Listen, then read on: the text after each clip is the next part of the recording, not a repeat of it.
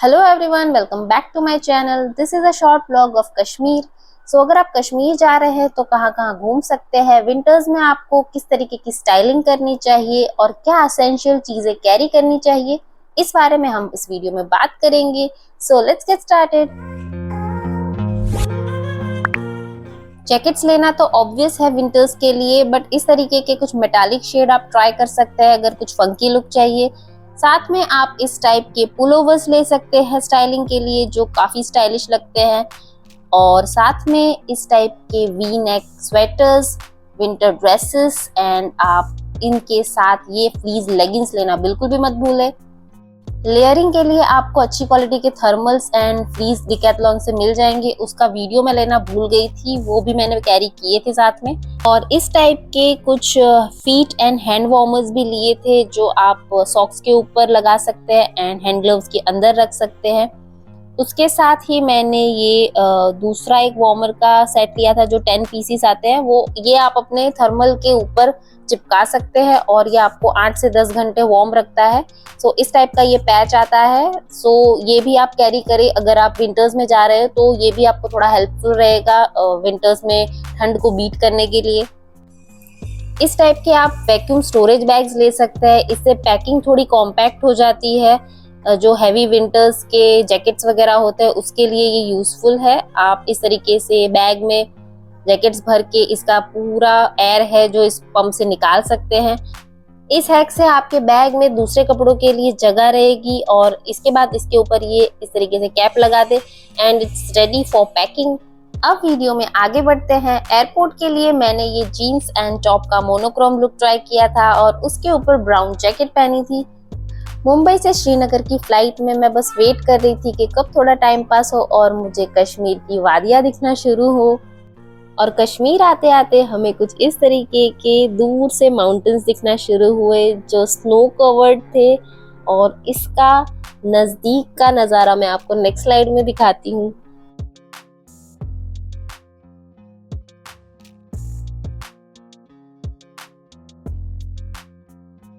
और कुछ ही देर में हमारी फ्लाइट लैंड हो गई।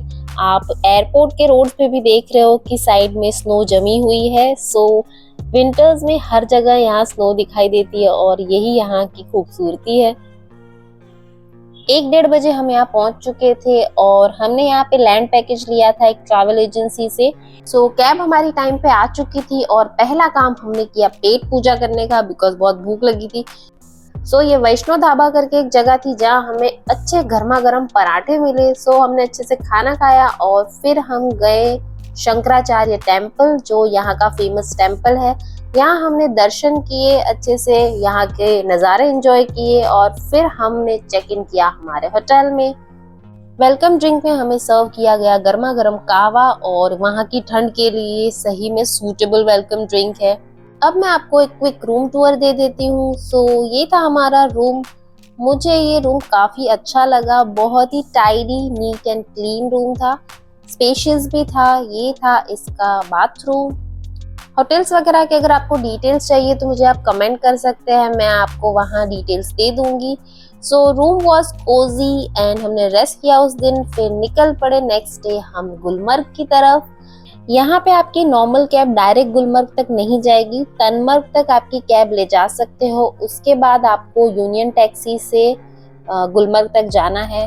तनमर्ग पर आपको snow boots and snow jackets मिल जाएंगे अगर आपको रेंट पे लेने हैं। 150 में आपको स्नो बूट्स एंड 150 में आपको स्नो जैकेट्स मिल जाएंगे। अगर आप अपने हैवी जैकेट्स नहीं लाए हो तो यहाँ से भी snow proof jackets and boots ले सकते हो। आई विल एडवाइज आप स्नो बूट्स तो लेकर मत ही आओ, यहाँ से आप रेंट ही कर लो। तनमर्ग से गुलमर्ग तक का रास्ता ही इतना सुंदर था कि ये कब कट गया पता ही नहीं चला। और हम आ गए हैं गुलमर्ग। फेज 1 एंड फेज 2 के लिए इस तरीके के गंडोलास चलते हैं वहाँ पे। उसका आप टिकट ऑनलाइन बुक कर सकते हो। यहाँ आने के लिए आप थोड़ा जल्दी निकल जाए होटल से तो बेटर है, ताकि गंडोला की लाइन में आपको ज्यादा देर रुकना न पड़े। हम जल्दी आए थे तो हमें बहुत भीड़ नहीं मिली। और यहाँ से फेज 2 का ये नज़ारा तो मेस्मराइजिंग था। यू कैन सी कितने सुंदर माउंटेन्स दिख रहे हैं, पूरे स्नो कवर्ड है। एंड हर जगह सिर्फ सफेद चादर बिछी हो, इस तरीके का नज़ारा दिखता है। यहाँ टेम्परेचर इतना कम था और इतनी ठंडी हवाएं बह रही थी कि हम बहुत ज़्यादा टाइम यहाँ नहीं रुक पाए। घंटा भर हम मुश्किल से रुके होंगे। मैंने यहाँ पहना था skirt top with printed sweater और उसके ऊपर मैंने winter jacket and winter cap style किया था।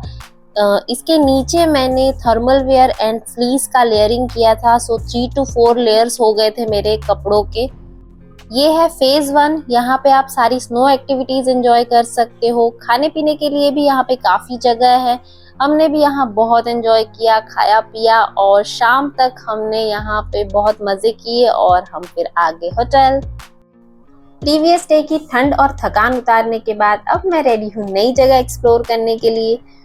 और ये वाली प्लेस ना कश्मीर की ट्रिप में मेरी तो सबसे फेवरेट प्लेस थी। मैं ऐसा क्यों कह रही हूँ that you will understand when you watch the video of this place. And here we are.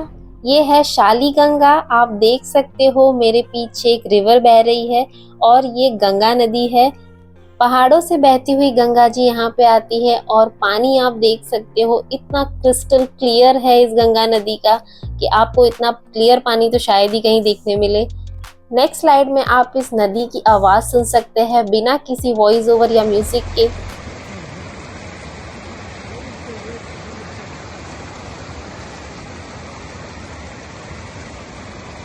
इस जगह पे हाफ वे यानी कि दूध पत्री तक आप घोड़े या कैब में आ सकते हो। उसके बाद आपको ATV से यहाँ शालीगंगा तक आना होगा। This place is totally mesmerising. यहाँ के लिए मैंने स्टाइल किया था sweater dress and fleas leggings. उसके ऊपर से मैंने ये ओवरकोट पहना था एंड अंदर थर्मल्स की लेयरिंग तो ऑफ कोर्स करी ही थी। इस जगह से थोड़ा नीचे उतरे तो दूध पत्री आता है, पर वहाँ हम ज्यादा नहीं रुके और हम शाम को पहुँच गए लाल चौक। सो लाल चौक इज बेसिकली श्रीनगर का मेन मार्केट। यहाँ पे आप शॉपिंग कर सकते हो, सोवेनियर ले सकते हो, खाना पीना कर सकते हो। सो यहाँ चिल मार सकते हो, घूम सकते हो आप आराम से। सो हमने भी शाम अच्छे से यहाँ स्पेंड करी और नेक्स्ट डे हम निकल पड़े हैं पहलगाम की तरफ। सर्दियों में कश्मीर सही में विंटर वंडरलैंड बन जाता है। पूरे रास्ते भी स्नो से कवर्ड है, यू कैन सी। पहलगाम में हमने विजिट किया मिनी स्विट्जरलैंड और वहां तक नीचे से ऊपर आने के लिए आपको घोड़ा लेना पड़ेगा और रास्ता थोड़ा ट्रिकी एंड टेढ़ा मेढ़ा सा है, पर ये जगह काफी खूबसूरत है। माउंटेन्स एंड मेडो से कवर्ड है एंड वो भी स्नो के साथ। सो स्नो का पूरा ग्राउंड है ये, आप यहाँ एंजॉय कर सकते हो। यहाँ पे भी आपको स्नो एक्टिविटीज मिल जाएगी। यहाँ आपको ट्रेडिशनल अटायर पहन के पिक्चर्स लेने हैं तो वो भी सेटअप मिल जाएगा। और खाने पीने की भी काफी जगह है। हमने तो गर्मा गर्म मैगी और पराठे खाए यहाँ पे। यहाँ के लिए मैंने स्टाइल किया था ये winter pullover with black fleas. नीचे मैंने पहनी थी ग्रे जीन्स एंड उसके साथ ही अंदर मैंने थर्मल लेयरिंग की थी और साथ में मैंने कुछ एक्सेसरी स्टाइल की थी। इस दिन हमारा स्टे पहलगाम में ही था, सो हम शाम को होटल में आए और आराम किया। नेक्स्ट डे निकल पड़े पहलगाम को थोड़ा और एक्सप्लोर करने। यहाँ हमने एक रिवर साइड कैफे एक्सप्लोर किया, लंच किया यहाँ पे और ये प्लेस काफ़ी सीरीन थी। बहुत ही पीसफुल एंड ब्यूटीफुल सा एनवायरनमेंट था यहाँ। फिर हम निकल पड़े वापस श्रीनगर की तरफ एक नया एक्सपीरियंस लेने। रास्ते में हमें भूख लगी तो हमने ट्राई की यहाँ की मसाला रोटी। ये यहाँ का स्ट्रीट फूड है जिसमें आपको बॉइल्ड काबुली चने के साथ कुछ चटपटी चटनी लगा के ऐसे रोटी का रैप बना के देते हैं। तो हम पहुंच गए हैं दाल लेक की हाउस बोट में। सो आज हमारा स्टे है हाउस बोट का। हमें लगा हमें एक बार हाउस बोट का एक्सपीरियंस भी लेना चाहिए। तो ये है इसका लिविंग एरिया। पूरी हाउस बोट वुडन ही रहती है एज ये पानी में खड़ी होती है और हर हाउस बोट में आई थिंक 4 रूम होते हैं। इसके लिविंग एरिया के साथ ही एक डाइनिंग एरिया भी है जहाँ बुफे वगैरह ब्रेकफास्ट और डिनर लंच के लिए लगता है। तो शाम को हम चल पड़े हैं शिकारा राइड की तरफ। दाल लेक में शिकारा राइड तो बनता ही है और शाम का ये नज़ारा काफ़ी सीनिक था। सनसेट हो रहा था और दाल लेक में हम अपने शिकारा राइड पे निकल पड़े थे। शिकारा राइड में आपके 2 घंटे कहाँ चले जाएंगे आपको पता भी नहीं चलेगा। हमने इस व्यू को और इस राइड को काफ़ी एंजॉय किया और कुछ ब्यूटीफुल से पिक्चर्स एंड वीडियो कैप्चर किए। यहाँ पे मैंने स्टाइल किया था रस्ट ट्रेड का ये पाकिस्तानी सूट एंड उसके साथ मैंने बड़े से इयरिंग स्टाइल किए थे। ये लुक मुझे शिकारा राइड के लिए बहुत अच्छा लगा था। राइड करते हुए हमें ये क्यूट सा डक दिखा और हमने शिकारा वाले भैया से पूछा कि इसे यहाँ क्या बोलते हैं, तो उन्होंने बताया इसे मिर्गी बोलते हैं। रास्ते में आपको राइड करते हुए अगर भूख लग जाए तो उसके लिए भी ऑप्शंस अवेलेबल है। हमने भी यहाँ पे सैंडविच एंड पास्ता ट्राई किया जो काफी अच्छा था। राइड करते करते आपको शीशा, कहवा, हॉट चॉकलेट, फ्रूट डिशेस, इन सब के भी ऑप्शन मिलते जाएंगे। सो वैरायटी काफी है अगर आपको यहाँ भूख लगे तो। ये था यहाँ का फ्लोटिंग मार्केट जो है मीना बाजार, और यहाँ पे आप शॉपिंग कर सकते हैं वुलन वेयर एंड और भी चीजों की। यहाँ पे आप शॉपिंग करने के लिए बोट रुका सकते हो और अंदर जाके आप एक्सप्लोर कर सकते हो ऑप्शंस। सो सोवेनियर वगैरह या फिर अपने लिए शॉपिंग करने के लिए भी ये प्लेस अच्छी है। तो ब्यूटीफुल से शिकारा राइड खत्म करके हम आ गए अपनी हाउस बोट वापस, और शाम का नज़ारा कुछ इस तरीके का था डल लेक का, और ये थी हमारी हाउस बोट।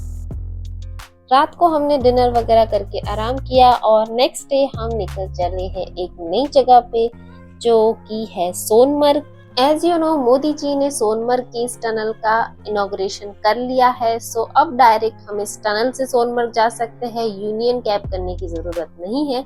सो अब हम आ गए हैं सोनमर्ग और आप देख सकते हैं कि व्यू यहाँ पे भी कितने सुंदर है।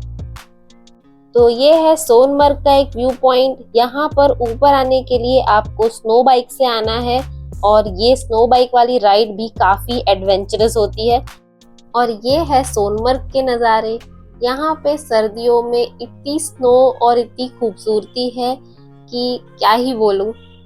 कश्मीर को स्वर्ग ऐसे ही नहीं कहते, सही में ये प्लेस हेवनली ब्यूटीफुल है।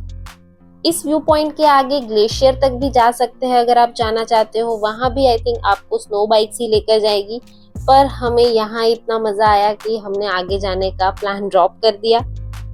यहाँ पे मैंने ये मोनोक्रोम लुक ट्राई किया था with black winter dress and fleece leggings. Fleece leggings के अंदर भी मैंने थर्मल एंड नॉर्मल लेगिंग्स का लेयर किया हुआ है फॉर एक्स्ट्रा प्रोटेक्शन। साथ में मैंने स्टाइल की थी कुछ jewellery and this winter coat. तो काफी ब्यूटीफुल मेमोरीज के साथ हमारा कश्मीर ट्रिप यहाँ पे खत्म हुआ। I hope you enjoyed this video, and if you want me to make more videos like this, then please like this video and share with your friends and family.